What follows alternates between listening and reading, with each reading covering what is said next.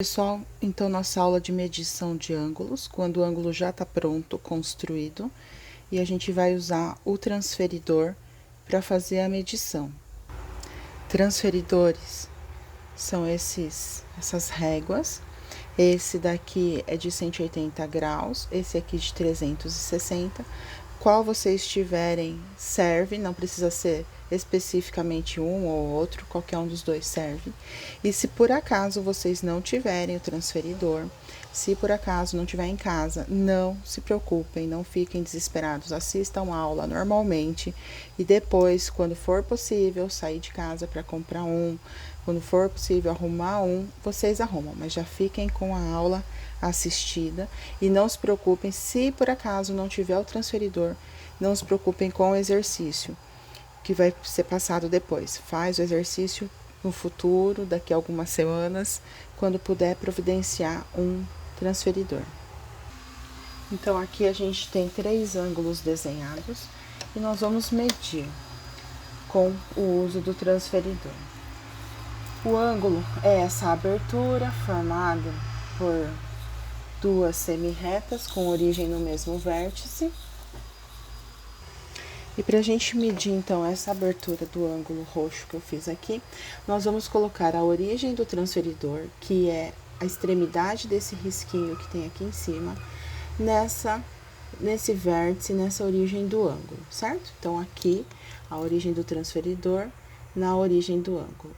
E tomar cuidado para que aqui a medida esteja, a primeira medida que tem aqui 0 ou 180, esteja exatamente sobre o ângulo. A medida desse ângulo, então, olha só.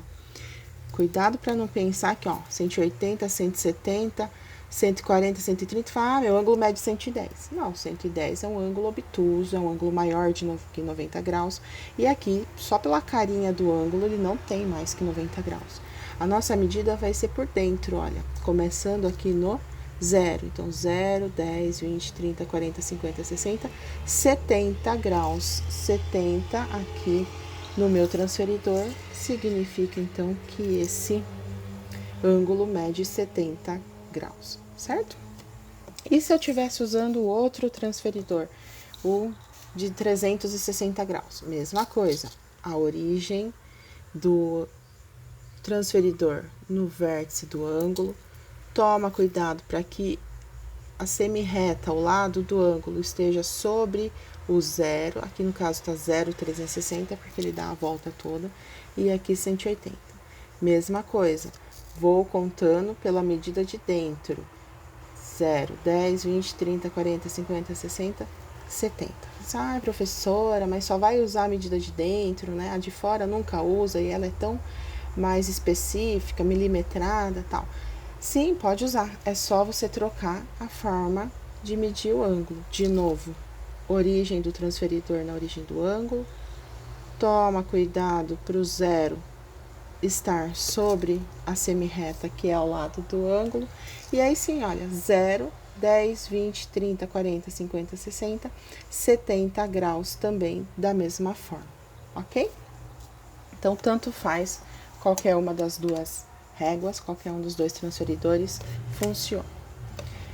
Outro ângulo, verde. De novo, origem do transferidor no vértice do ângulo.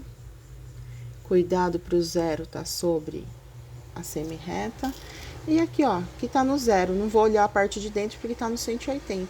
Eu sempre começo a medição pelo 0. 0, 10, 20, 30, 40, 50, 60, 70, 80, 90, 120 graus. Então, esse ângulo verde mede 120 graus. Ah, e se eu quisesse trocar de lado e medir desse jeito? Pode também, não tem problema nenhum, tá aqui.